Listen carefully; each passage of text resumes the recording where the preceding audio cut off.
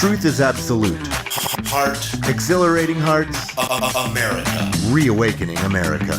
Good day, US of A. We're here to affirm truth is absolute, tell stories that accelerate the heart, and reawaken the good people of America. This is Comer and Way.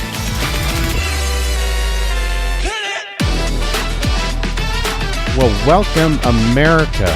Man, I tell you, the time is going by fast. There's a lot happening, and man, Dave, a lot of good stuff that is going on, and a lot of not so good stuff going on today. True. There's a lot of things that I think the left is trying to pull right now that has made people go, whoa, I was liberal, but I'm not for that. Yeah. And there's a lot of ideas out there that are crazy, and that they're just presumed to be facts. Yes. Without showing any types of real research. They just go, hey, this is fact. We don't need to talk about it anymore, but we need to solve the problem. Well, how do you solve a problem if you don't know the details? Right. The only way that the left is getting away with this, Dave, is because people don't know history, and people don't know socialism. Mm-hmm. If people actually knew history, you would see all the countries, and every time that it's been tried, it's worked. Mm.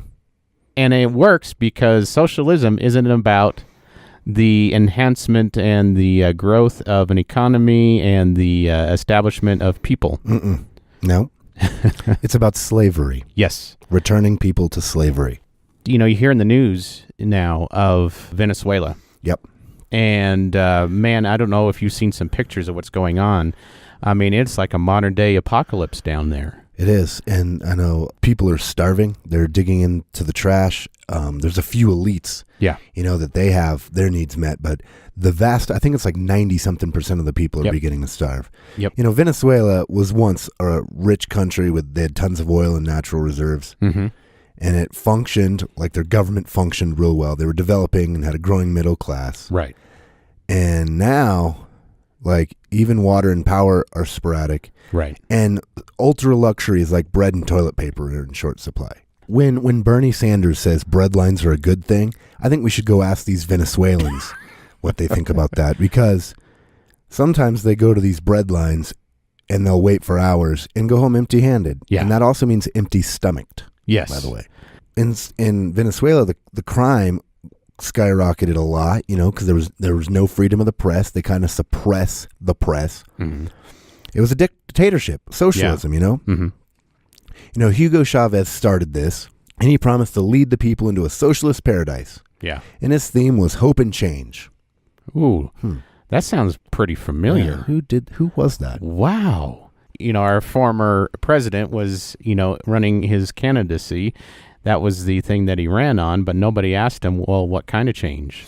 Yeah, that's true. It's like, if you disagreed, they'd call you names. Mm-hmm. But like, yeah, hope and change, that sounds awesome, but what do you mean specifically? Yeah, exactly. They probably wasn't when you an started questioning it, then you were put down. Yeah. When you actually started using your brain. Thinking is one of the hardest things there is to do. That's why few people do it. I ran across this great quote. It says, thinking was too hard, so most people judge. That's funny. There's like 5 basic principles of what socialism is founded in. It's like wealth redistribution. Yep.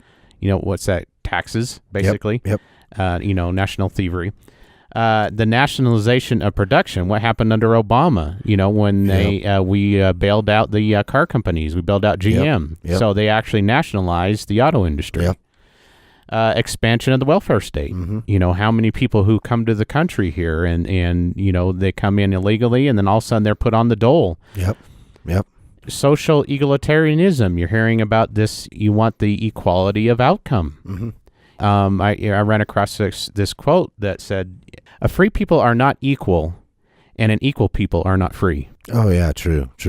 You got to have that. To me, like the chance that I could fail makes you put in that much more effort. Right. And do things to protect yourself more, because I wouldn't want to be homeless. So I'm going to make sure I do what it takes to not be. Right. And so socialism, if I can just sit at home and get paid, I mean, that takes all your motivation away. Right. And to me, that would make me like very miserable, because we're designed to accomplish and Right. be successful and work. We were created for work and to do work. There's a million different things what work could be, Right. but you got that satisfaction when you get the job done. Right. Working out on the ranch, it was, you get up before the sun was, and then you'd still be there after the sun went down. Yeah. Yeah. But when I went home feeling exhausted, dirty, but I felt so good. When my head hit the pillow, I fell asleep. You were out. And it was interesting because I took ownership of working on another man's property, and I adopted it as if it was my own. Yeah. And with that attitude, that I went in with it, and the results of putting my effort into that place, he gave me full management of the place. That's cool. Yeah. And it was because I took ownership of it. Yeah. That's a way much better way to live. Plus, it's biblical to just, go in and put God first and work hard under the Lord, Yeah. In socialism, you basically steal from the hard worker Right. and support laziness. It's theft. You hear all these cries of socialism now, especially what Bernie Sanders said. He says socialism is freedom because everybody's on the same level. Well, I guess Bernie Sanders never read history or maybe forgot that, we already tried socialism when we started this country. Yeah, let's talk about that for a minute. When the Pilgrims first came over, their first form of government was, communism or basically socialism. It was like each produced according to his ability and each received according to his needs. And this was actually, about 200 years before Karl Marx first penned that same concept. Yeah. But the result of sharing the wealth always will become shared poverty. Right. They compiled everything together, and then it was all doled out to everybody, all the things that needed clothing and food and all that. The young men were getting frustrated because they were working, and all their work and effort was given to the men who wouldn't work to take care of their families. Yeah. And so incentive was destroyed. Yeah, so why should I work if you're going to get the same share I get and I did all the work? Exactly. That's just wrong. I should get it all. Exactly. And so it was just in a matter of a couple of years, it was almost half of the colonists died from starvation. Yep. And then even in a Christian-based colony, there was a bunch of stealing going on. But it goes to show you when you try to do things like kind of away from the scripture, the way God created it to do it, it just leads to just insane craziness. Right. If you do it God's way, it works, and it may not be fair. Capitalism may not always be fair, but you have the right and you have the ability to go out and put your effort out there and create your own wealth versus being limited by a government. Government should never try to take over industry. Right. Because if they say, okay, we're only going to make 1,200 loaves of bread, what if you need 3,000? Right. You suffer. Right. The market should go, oh, I only made 1,200 loaves of bread and I need 3,000. Tomorrow I'm making 3,010 or whatever, you know? That's how the free market should work. Right. The free market is all about serving people's needs. Yeah. You serve the needs of the people, and then you're rewarded from that service. How simple is that? The more needs you satisfy, the more you make. Exactly. It's a win-win deal. You get profit by serving others. Right. So we have, in my opinion, 3 glaring socialistic agencies. Like if you look at these, this is socialism. The DMV, the VA, and the Social Security Administration. That, to me, would be how government-run organizations, they have people that can't be fired so they can walk around super slow. There's probably some good people that work there. I've yet to meet one. To meet them, yes. Same They here. all seem to be upset that I'm there. Exactly. We are interrupting their day. Yeah. But if you've been to the DMV, just think of how healthcare would be run if that was how healthcare would run. You'd probably die. Exact way. You have a broken leg. Well, you have to go to this line, and then you have to go to that line. Oh, it's back at that line. I don't have the right paperwork, so I have to come back. Everybody knows the story. Yeah, exactly. So just think of government agencies taking over industry and then going to the DMV. That's what it would be like. Do you really want that? Yeah, I mean, that's to me, that's equal distribution of shared misery. Yeah, exactly. Going back to the Pilgrims, they opted to abandon that socialistic, contract in favor of a free market. And what they did is they assigned, a parcel of land to every family according to their number. Yeah. And William Bradford was the governor, and he wrote in his book, he says the effect was almost immediate. Oh, yeah. Within that same year, they had an abundance of food. Yep. Because when you have ownership, Exactly. and it's your responsibility, you're going to put the time and effort in. If you have a type of government that's socialistic, they've got to fund all the liabilities, the people that aren't working. Yeah. And the way to do that is to take from the people that are. Right. And they have to take and confiscate what they have in order to fund it. Exactly. And at some point, you've confiscated everything, and no one has anything, and it crashes, and people starve. It's like what Margaret Thatcher says. The problem with socialism is that you eventually run out of other people's money. Exactly. And I think now it's time for a couple quotes. Ooh, yes. I like quotes. Okay. So this is Winston Churchill. Oh, yeah. He says, The Bulldog of Britain. he said, the inherent vice of capitalism is the unequal sharing of blessings. The inherent virtue of socialism is the equal sharing of miseries. I like that. Yes. I'll do one more. Do one more. Okay, so this is Thomas Sowell. Socialism in general has a record of failure so blatant that only an intellectual could ignore or evade it. And that's true of today. That's an old saying, and that's true today, because the intelligent people out there right now, they think that they're so smart that they can go against like natural law and create utopia. Right. And 54 other nations failed. So maybe we should go, it doesn't work. Well, that's the problem with, our education system is not taught history. We're not even taught our own. We used to have civics class in school, and we don't have that anymore. And we're not taught our founding. We're not taught, why we came over here. We're not taught all the reasons why we don't do what the rest of the world does. And it's because of that. You can boil it down to this, Dave. Every decision you make will be one of whether you're choosing life or one of you're choosing death in some degree or another. That's true. That's true. And if you throw God and you throw him out of society and the way that life truly works, because one is that he set life in motion. He knows how it works. We have an instruction manual called the Bible.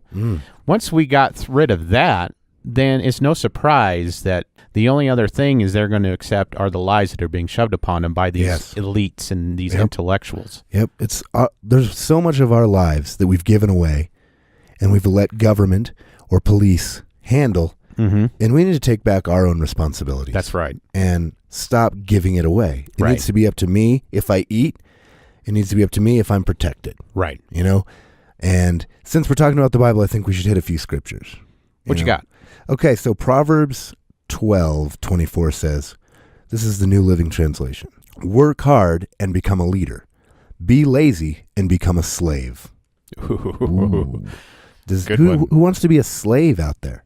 Maybe some people do. They just don't know what slavery really entails. Right. I'll do another one. Here we go.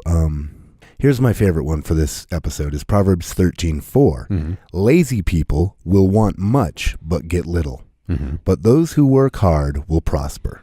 That's simplified to me. That's very easy. Work hard. All right. Bottom line. We can't allow a socialism to come into our nation. Countries fall apart. People starve. Governments murder citizens. Why would we want to even go near that? Right. Knowing what's happened before. So that's why we wanted to do an episode on this to kind of show what socialism is. I just wanted to go over a couple points here.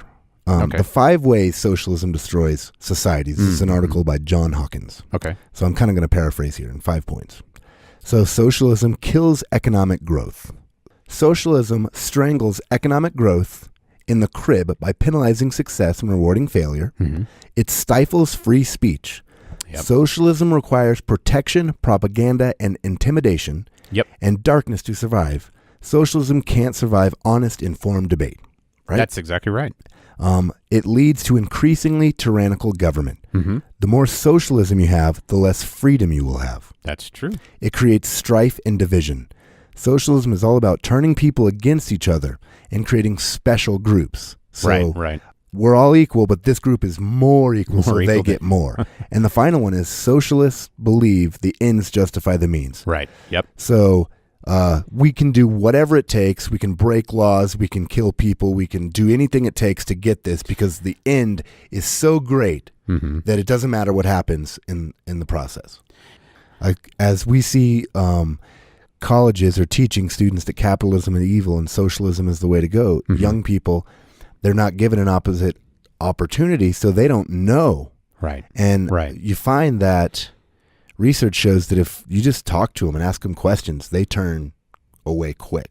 You know, when I get in a conversation or debate with somebody, I always keep asking, well, where did you hear that, and how did you come about that? Yeah. And I just keep backing them up to a point where they finally can't answer anymore, and then finally their brain clicks on, and they're like, oh, yeah. It's not getting in an argument with these people. It's trying to get them to get their brain in gear. Just start thinking. Just think long enough to say, oh, wait a minute. Yeah. Since we've given up the responsibility of teaching our kids to the government, government has warped our education system into nothing but indoctrination. Yeah. Yep. And that's exactly what's happened is they're turning our youth against the very principles that this country was built on. Yeah. So that's the way tyrannical governments eventually take over, is they go after the kids. Slavery of the mind first, and then becomes slavery of the body next. Yep, and then starvation of the body. In Venezuela right now, there's riots. Oh, my gosh. I mean, a lot of airlines won't go down there. Yep, it's isolated itself now. It's a disaster, and it's too bad. Right. Because it was going to be one of the stronger economies in the world. Exactly. You know, I mean, that is the one thing, is that we needed to have Venezuela to be successful because they were practicing capitalistic principles, and their whole society was coming up from it. It was. So America, do you want socialism or do you want freedom? Do you want to be able to pick and choose where you work? And do you want to be able to pick between 20 loaves of bread or maybe going home hungry? It's all up to you. America, it is your choice, whether you choose to stand or accept socialism in silence. And then slavery and probably death. And probably death, yeah. All right. Well, America, thanks for listening, and until next time.